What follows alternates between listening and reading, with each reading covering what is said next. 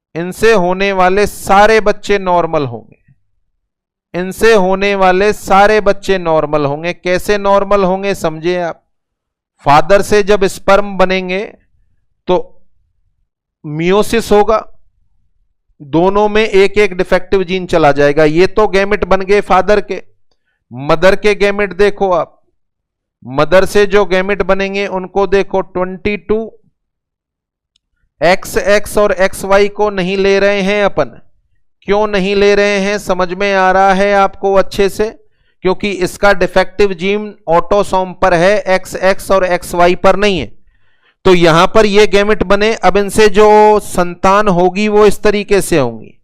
Male gamete का fusion female gamete से करा दो, 22 और 22 हो गए 44 क्रोमोसोम। कितने डिफेक्टिव जीन आए इस बच्चे में? एक आए। एक आने पर बीमारी परिलक्षित नहीं होगी।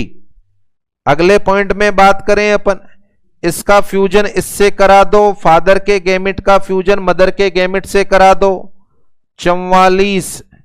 कितने डिफेक्टिव जीन आए इसके अंदर? एक ही डिफेक्टिव जीन आया। इसी तरीके से इनका फ्यूजन करा दो, सेम आंसर आएगा 44। एक डिफेक्टिव जीन, इसका भी सेम आंसर आएगा 44। एक डिफेक्टिव जीन।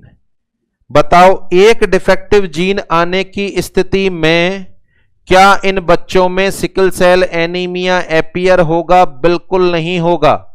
बट क्या ये चारों इस बीमारी को आने वाली पीढ़ी में कैरी करके लेकर जाएंगे? यस, लेकर जाएंगे।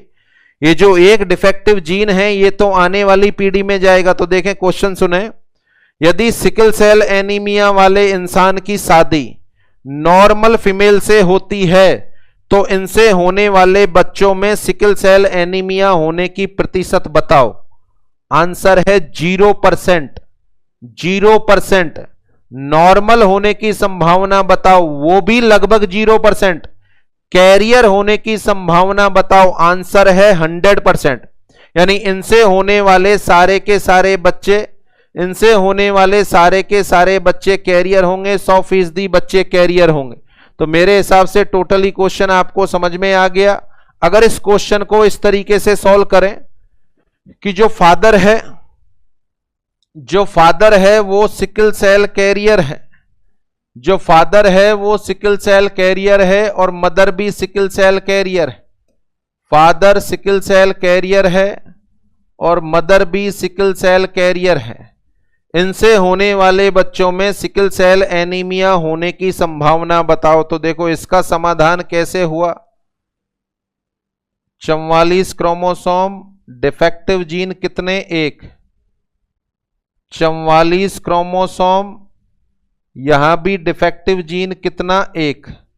इनसे गैमेट बनाओ, इससे गैमेट बने ये 22 क्रोमोसोम, एक डिफेक्टिव जीन आ गया।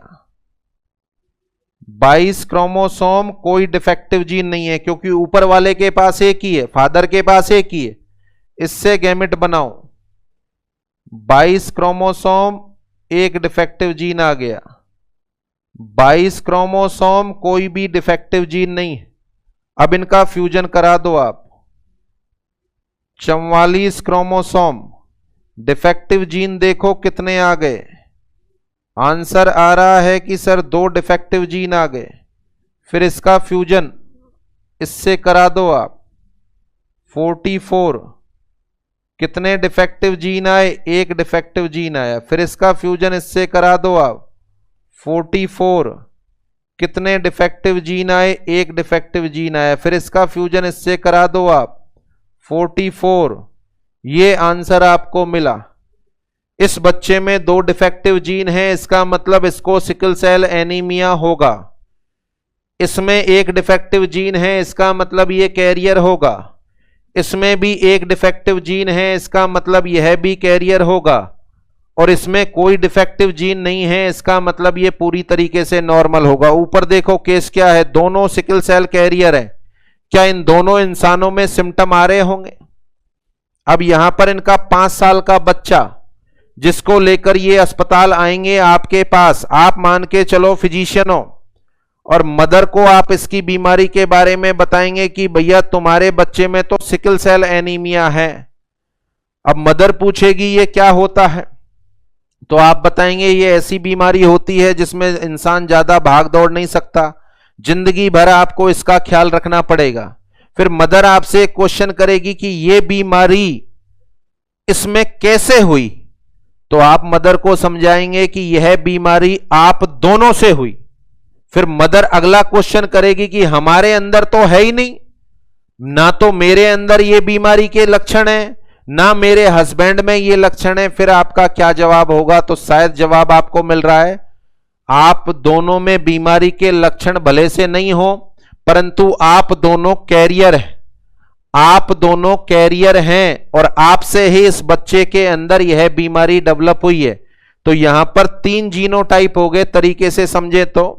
यदि किसी इंसान में सिकल सेल एनीमिया की बात कर रहे हैं, 44 क्रोमोसोम है और डिफेक्टिव जीन नहीं है, तो ये तो नॉर्मल होगा। अगर किसी इंसान में 44 क्रोमोसोम है और एक डिफेक्टिव जीन है, 44 क्रोमोसोम है और एक डिफेक्टिव जीन है, तो यह सिकल सेल कैरियर होगा। और यदि किसी इंसान में 44 क्रोमोसोम है और 2 डिफेक्टिव जीन है, 44 क्रोमोसोम है और 2 डिफेक्टिव जीन है, तभी इसको सिकल सेल एनीमिया होगा।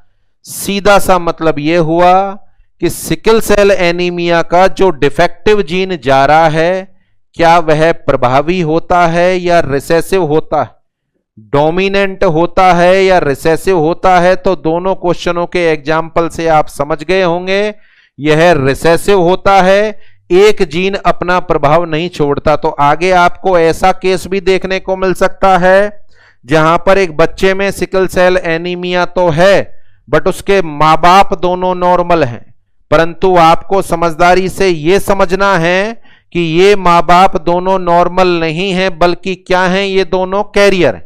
क्या हैं, ये दोनों कैरियर हैं। Is that clear?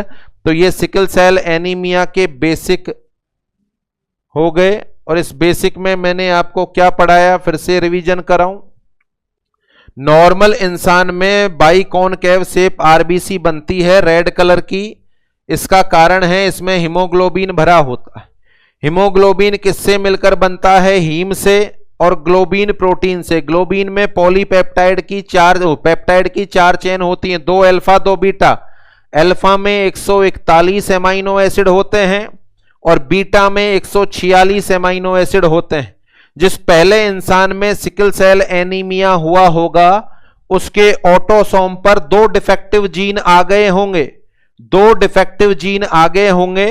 उन डिफेक्टिव जीन की वजह से उस इंसान में हीमोग्लोबिन के अंदर पाई जाने वाली बीटा चेन के 6 नंबर पर पाया जाने वाला ग्लूटामिक एसिड, इसकी जगह नया एमाइनो एसिड आने लग गया। कौन सा एमाइनो एसिड, वैलिन। और जब वैलिन आने लगा तो यहां पर पूरी की पूरी ग्लोबिन चेन अफेक्टेड हो गई। ग्लोबिन चेन अफेक्टेड हुई तो पूरा हीमोग्लोबिन अफेक्टेड हुआ, और पूरा हीमोग्लोबिन अफेक्टेड हुआ तो आरबीसी कैसी बनने लगी, सिकल शेप्ड।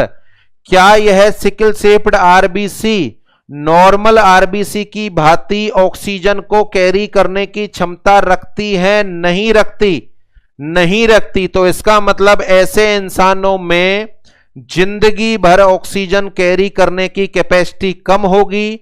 और ऑक्सीजन कैरिंग कैपेसिटी का कम होना कौन सी बीमारी है, एनीमिया।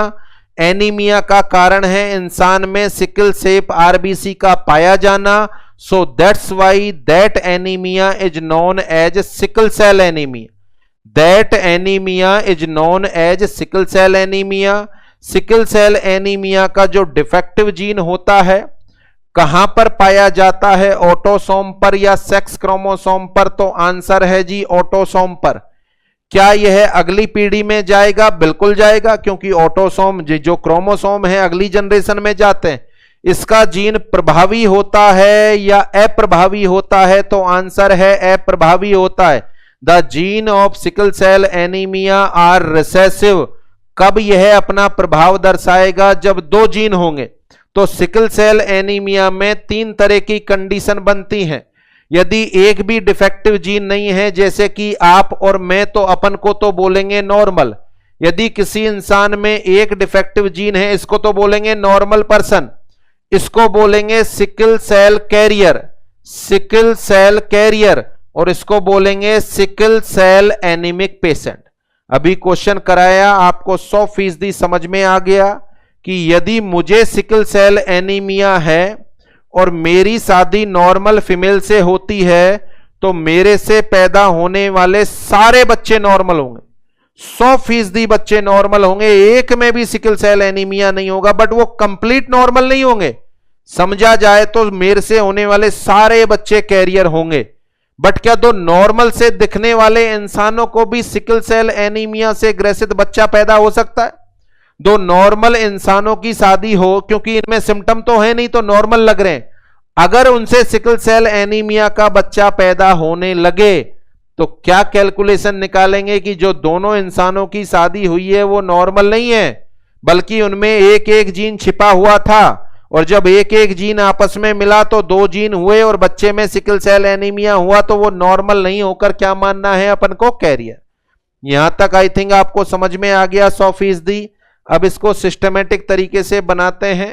सिकल सेल एनीमिया पढ़ा रहा हूं मैं आपको, तो सबसे पहले बीमारी की डेफिनेशन, सबसे पहले बीमारी की डेफिनेशन जाने अपन। देखें डेफिनेशन बोल रहा हूं, sickle cell anaemia is an autosomal, sickle cell anaemia is an autosomal recessive, autosomal recessive inheritant disorder, autosomal recessive inheritant disorder characterized by formation of, characterized by formation of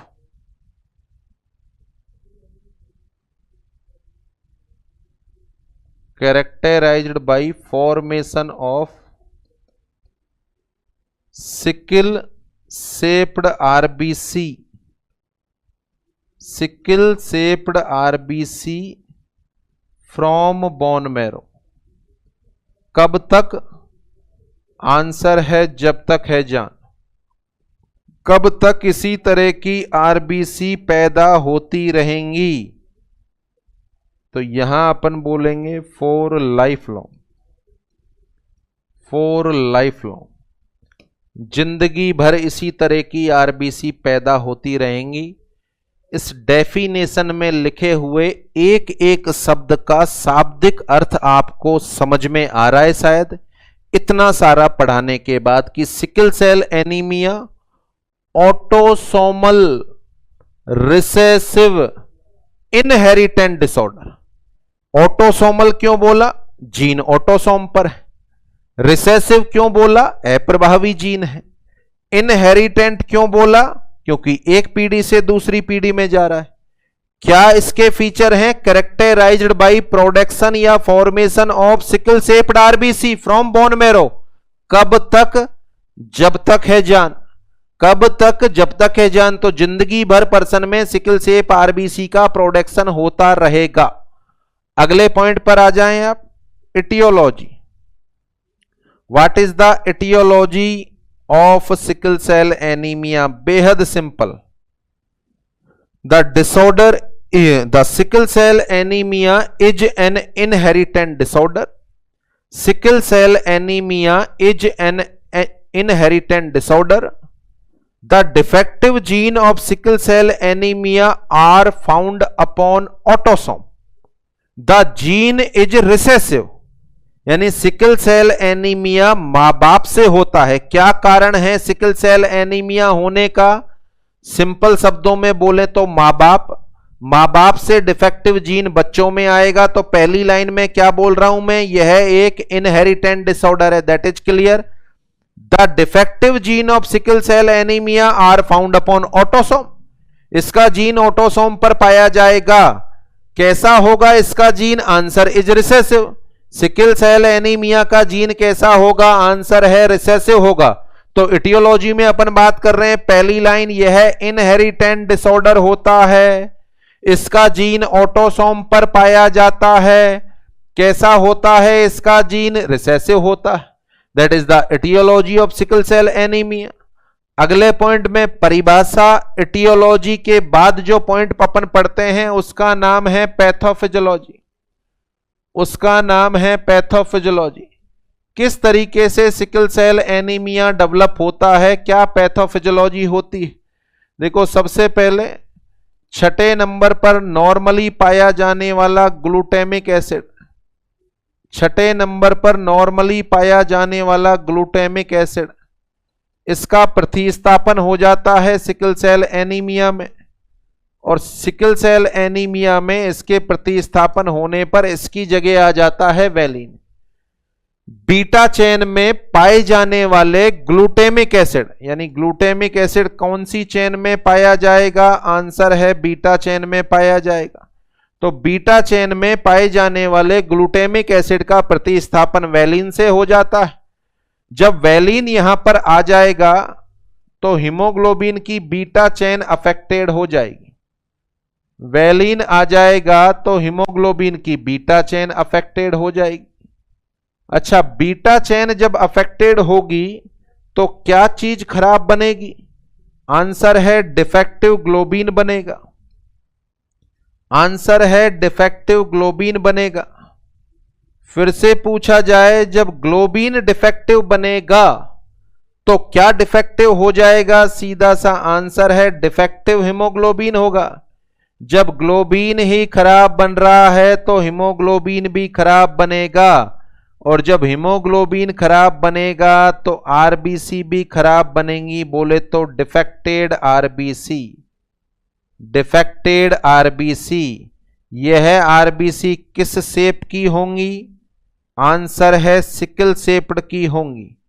क्या यह RBC जिंदगी भर ऐसी ही रहेंगी? Yes, ऐसी ही रहेंगी। यह RBC जिंदगी भर ऐसी रहेंगी? यस, ऐसी ही रहेंगी। तो ये इसकी पैथोफिजियोलॉजी हो गई।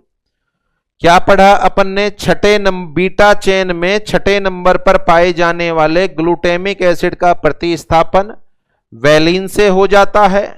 वैलिन ये आ जाएगा तो बीटा चेन खराब हो जाएगी। बीटा चेन खराब होगी तो ग्लोबिन खराब हो जाएगा। ग्लोबिन खराब होगा तो हीमोग्लोबिन खराब हो जाएगा, और हीमोग्लोबिन खराब होगा तो आरबीसी खराब हो जाएंगी। कैसे खराब हो जाएंगी? सिकल शेप हो जाएंगी। और sickle shape RBC normal RBC की तरह ऑक्सीजन को ले जा सकती है? नहीं, तो ऑक्सीजन ले जाने की क्षमता कम हो जाती है। सो दैट्स वाई इसको अपन सिकल सेल एनीमिया बोलते हैं। इसको दूसरे एंड पर समझें अपन कि सिकल शेप आरबीसी का निर्माण हो रहा है। क्यों हो रहा है इस इंसान में? भैया हीमोग्लोबिन ही खराब है। कौन सा हीमोग्लोबिन है ये? इस हीमोग्लोबिन को बोलते हैं सिकल शेप्ड हीमोग्लोबिन। इस हीमोग्लोबिन को बोलते हैं सिकल शेप्ड हीमोग्लोबिन, बोले तो HbS। हीमोग्लोबिन क्यों खराब है इसमें? कि ग्लोबिन ही खराब है। अच्छा, ग्लोबिन क्यों खराब है? क्योंकि ग्लोबिन में बीटा चेन खराब है। अच्छा, ग्लोबिन में बीटा चेन में क्या गड़बड़ी होगी? वैलिन आ गया, किसकी जगह आ गया? ग्लूटामिक एसिड की जगह आ गया। कौन से नंबर पर था ग्लूटामिक एसिड? छठे नंबर पर था।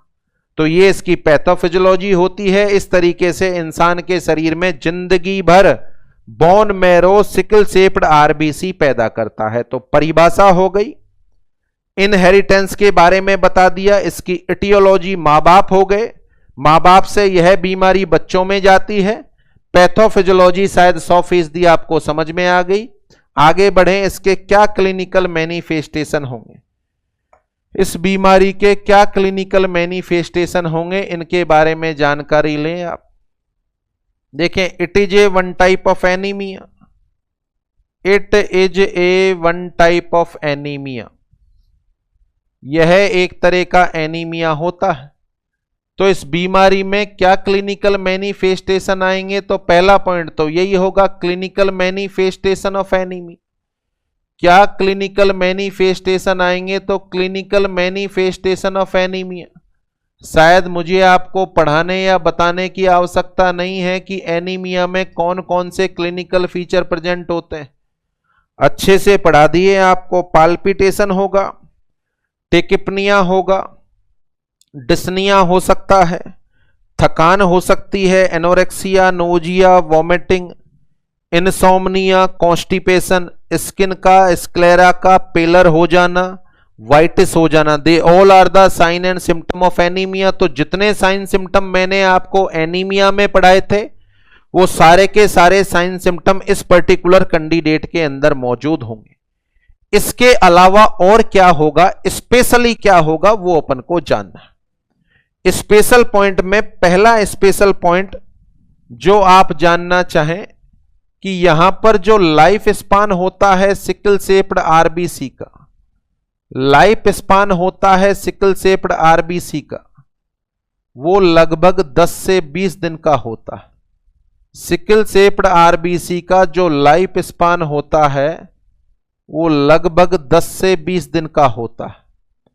अब आप समझ सकते हैं इस पर्टिकुलर इंसान के अंदर आरबीसी 10 से 20 दिन में नष्ट हो रही है। इस इंसान के अंदर आरबीसी 10 से 20 दिन में नष्ट हो रही हैं। सोचो आप, आरबीसी अपने अंदर तो 120 दिन में नष्ट हो रही हैं और इस सिकल सेल एनीमिया वाले इंसान के अंदर मात्र 20 दिन में नष्ट हो रही। तो जल्दी जल्दी नष्ट हो रही है, जल्दी जल्दी नष्ट हो रही है। परिणाम देखो आप, आरबीसी नष्ट होती हैं स्प्लीन में, आरबीसी नष्ट होती हैं स्प्लीन में। स्प्लीन इस इंसान का ज्यादा काम कर रहा है, इस इंसान का स्प्लीन ज्यादा काम कर रहा है। अब स्प्लीन ज्यादा काम कर रहा है तो कॉमन सेंस लगाओ आप, स्प्लीन का साइज नॉर्मल से ज्यादा बढ़ जाएगा, स्प्लीन का साइज नॉर्मल से ज्यादा बढ़ जाएगा। बोले तो इस इंसान में आपको स्प्लीनोमेगैली देखने को मिलेगी, इस पर्टिकुलर इंसान में आपको स्प्लीनोमेगैली देखने को मिलेगी। क्यों देखने को मिलेगी भैया स्प्लीनोमेगैली? इसलिए देखने को मिलेगी कि आरबीसी का डिस्ट्रैक्शन ज्यादा हो रहा है। आरबीसी का डिस्ट्रैक्शन ज्यादा होने का कारण इनका लाइफ स्पान कितना बता रहे हैं अपन, मात्र 10 से 20 दिन लाइफ स्पान है, 10 से 20 दिन। स्प्लीन ज्यादा काम कर रहा है, स्प्लीनोमेगैली देखने को मिल रही। चूंकि आरबीसी 10 से 20 दिन में नष्ट हो रही है तो इस पर्टिकुलर इंसान के अंदर आरबीसी के नंबर नॉर्मल होंगे या कम होंगे? कॉमन सेंस की बात है, इतनी जल्दी नष्ट हो रही हैं तो आरबीसी के नंबर कम होंगे। आरबीसी के नंबर कम होना एनीमिया कहलाता है। चूंकि इस एनीमिया के होने का कारण है haemolysis, excessive destruction of RBC, so that's why इस इंसान में हीमोलाइटिक एनीमिया देखने को मिलेगा। या अपन ये भी बोल सकते हैं, क्या सिकल सेल एनीमिया एक तरह का हीमोलाइटिक एनीमिया है? क्या सिकल सेल एनीमिया एक तरह का हीमोलाइटिक एनीमिया है? यस, क्योंकि यहां पर आरबीसी का डिस्ट्रैक्शन नॉर्मल से ज्यादा होता है। तो ऐसे इंसानों में या बच्चों में स्प्लीनोमेगैली देखने को मिलेगी, हीमोलाइटिक एनीमिया के फीचर देखने को मिलेंगे। उसके अलावा जब आरबीसी का डिस्ट्रैक्शन ज्यादा हो रहा है तो कॉमन सेंस की बात है, आरबीसी के नष्ट होने से बनता है बिलीरुबिन और बिलीरुबिन का लेवल इस इंसान में ज्यादा होगा, बिलीरुबिन का लेवल इस इंसान में ज्यादा होगा। और बिलीरुबिन का लेवल ज्यादा होना पर्सन में कौन सी बीमारी कॉज करेगा? आंसर है जॉन्डिस कॉज करेगा। पर्सन में कौन सी बीमारी कॉज करेगा? आंसर है जॉन्डिस कॉज करेगा। इस जॉन्डिस के होने का कारण क्या है? ज्यादा आरबीसी का नष्ट होना। जॉन्डिस के होने का कारण क्या है? ज्यादा आरबीसी का नष्ट होना। So that's why it is known as haemolytic jaundice. इस वजह से इसको किस नाम से जानेंगे? हीमोलाइटिक जॉन्डिस के नाम से जानेंगे। बोले तो ऐसे इंसानों में पीलिया हमेशा बरकरार रहेगा। अब चूंकि जब बिलीरुबिन का निर्माण ज्यादा हो रहा है तो फिर कॉमन सेंस लगाओ, बिलीरुबिन को मेटाबोलाइज करने में कौन से ऑर्गन का रोल है? लीवर का। अब चूंकि लीवर ज्यादा काम करेगा ऐसे इंसानों में, तो यदि आप लीवर को पालपेट करें तो इन इंसानों के लीवर का साइज भी नॉर्मल से ज्यादा मिलेगा। बिलीरुबिन ज्यादा आ रहा है, बिलीरुबिन ज्यादा आ रहा है, इस वजह से लीवर का साइज भी बढ़ा हुआ मिलेगा। तो हेपेटोमेगैली के साथ इन इंसानों में, स्प्लीनोमेगैली के साथ इन इंसानों में देखने को मिलेगी हेपेटोमेगैली, स्प्लीनोमेगैली भी देखने को मिलेगी और हेपेटोमेगैली भी देखने को मिलेगी। ये सारे के सारे फीचर डेवलप हो रहे हैं, शायद टोटली समझ में आ रहे हैं। देखो, what is the sickle clinical feature of sickle cell anaemia, तो एनीमिया के फीचर होंगे। जितने भी एनीमिया के फीचर मैंने आपको पढ़ाए हैं वो सारे के सारे एनीमिया के फीचर यहां पर मौजूद होंगे। Point number 1। पॉइंट नंबर 2 में अपन बात करें एनीमिया के साथ साथ इन आरबीसी का जीवन काल। एक पॉइंट से ये सारे के सारे फैक्ट निकाले मैंने। इन आरबीसी का जीवन काल 10 से 20 दिन होता है, तो 20 दिन में नष्ट होंगी, जल्दी जल्दी नष्ट होंगी, तो इंसान में आरबीसी के नंबर कम, आरबीसी के नंबर कम होंगे तो अपन मान सकते हैं एनीमिया होगा। कौन सा एनीमिया? Haemolytic anaemia. आगे बढ़े, जब हीमोलाइसिस ज्यादा हो रहा है तो स्प्लीन ज्यादा काम कर रहा है, स्प्लीन का साइज बढ़ जाएगा, बोले तो स्प्लीनोमेगैली। जब यहां पर हीमोलाइसिस ज्यादा होगा तो बिलीरुबिन ज्यादा निकलेगा, और बिलीरुबिन का ज्यादा होना लीवर से ज्यादा काम कराएगा, तो एक बिलीरुबिन का ज्यादा होना क्या कोज करेगा? हीमोलाइटिक जॉन्डिस, और साथ में लीवर का ज्यादा काम करना क्या कोज करेगा? हेपेटोमेगैली। तो ये सारे के सारे फीचर यहां देखने को मिलेंगे। अगले फीचर के बारे में अपन बात करें, चूंकि यहां पर लीवर का इन्वॉल्वमेंट हो रहा है और साथ में स्प्लीन का इन्वॉल्वमेंट हो रहा है। अगर आपसे मैं ये क्वेश्चन पूछूं, आपकी मेरी बॉडी का सबसे मेजर लिम्फेटिक ऑर्गन कौन सा है? आपकी मेरी बॉडी का सबसे मेजर लिम्फेटिक ऑर्गन कौन सा है? तो इस क्वेश्चन का सीधा सा आंसर होगा स्प्लीन है। स्प्लीन मेजर लिम्फेटिक ऑर्गन है। अगला मैं क्वेश्चन पूछूं, लिम्फेटिक ऑर्गन काम क्या करता है? लिम्फेटिक ऑर्गन काम क्या करता है? तो यह अपनी बॉडी को इन्फेक्शन से बचाता है। बॉडी में जो लिम्फेटिक सिस्टम है, आगे पढ़ेंगे अपन, लिम्फेटिक सिस्टम अपनी बॉडी को इन्फेक्शन से बचाने का काम करता है। बॉडी में मेजर लिम्फेटिक ऑर्गन कौन सा हो गया? स्प्लीन, और यहां पर स्प्लीन का इन्वॉल्वमेंट हो रहा है। समझ सकते हैं आप, स्प्लीन इन्वॉल्व होने का मतलब है स्प्लीन कहीं ना कहीं डैमेज हो रहा होगा, और जब स्प्लीन डैमेज हो रहा होगा तो इस पर्टिकुलर इंसान में बीमारियों से लड़ने की क्षमता नॉर्मल होगी या कम हो जाएगी? कम हो जाएगी। बोले तो इस पर्टिकुलर इंसान में जिंदगी भर इन्फेक्शन की संभावना ज्यादा होंगी या कम होंगी? ज्यादा होंगी। क्यों होगी इन्फेक्शन की संभावना ज्यादा? स्प्लीन डैमेज हो रहा है, और स्प्लीन के डैमेज होने की वजह से रिस्क ऑफ इन्फेक्शन बढ़ जाएगा, because spleen is a major lymphatic organ. तो यहां एक और फीचर की बात कर सकते हैं अपन, ऐसे इंसानों में रिस्क ऑफ इन्फेक्शन, ऐसे इंसानों में रिस्क ऑफ इन्फेक्शन ऑटोमेटिकली ज्यादा हो जाए, इंक्रीज रिस्क ऑफ इन्फेक्शन।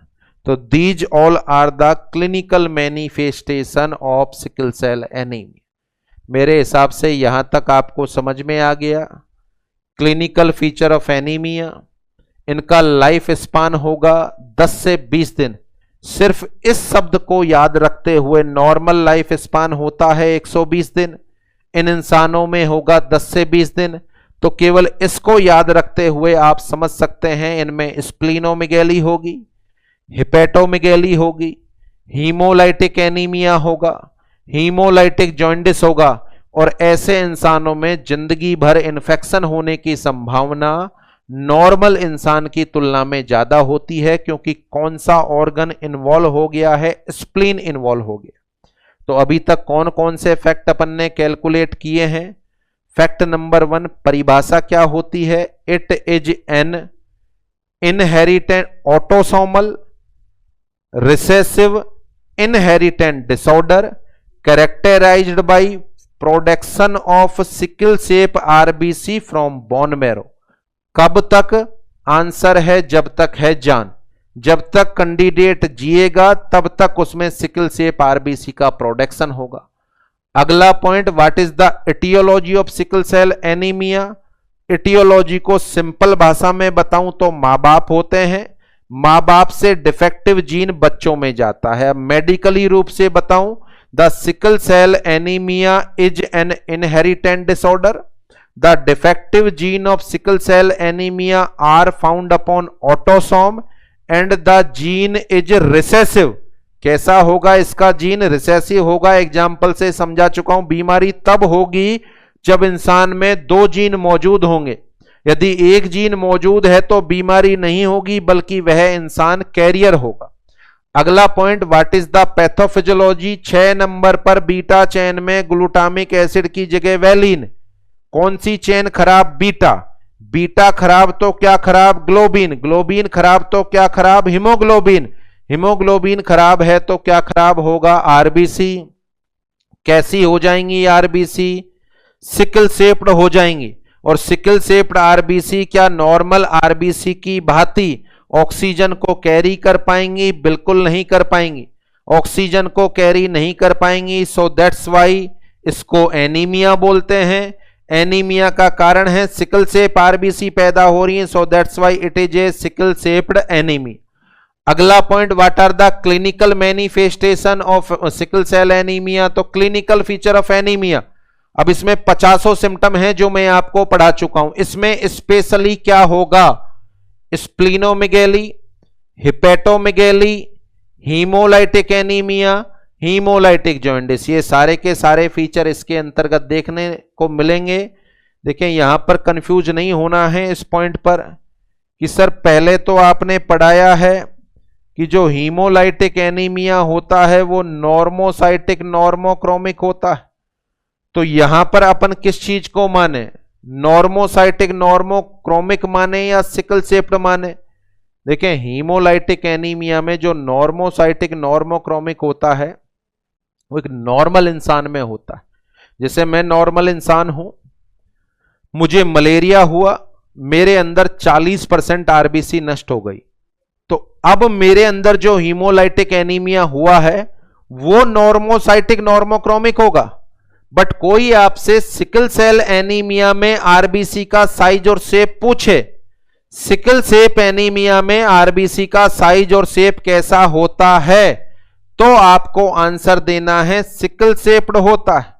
यहां आपको आंसर देना है सिकल सेप्ड होता है। बोले तो साइज ऑफ आरबीसी या shape of RBC, size of RBC या शेप ऑफ आरबीसी कैसा होगा? यहां पर आंसर देना है सिकल सेप्ड होगा। Size of RBC sickle cell anaemia में कैसा होगा? आंसर देना है सिकल सेप्ड होगा, नॉर्मोसाइटिक नॉर्मोक्रोमिक नहीं होगा। सिकल सेल एनीमिया होने के बाद ऑटोमेटिकली हीमोलाइसिस का प्रोसेस इसमें चलता है, इसलिए अपन इसको हीमोलाइटिक एनीमिया भी मान रहे हैं। बाकी नंबर 1 पर बात करें, it is A inherent anaemia, it is A inherent anaemia. तो क्लिनिकल फीचर तक हो गए। तो आज के अभी के लिए केवल इतना ही।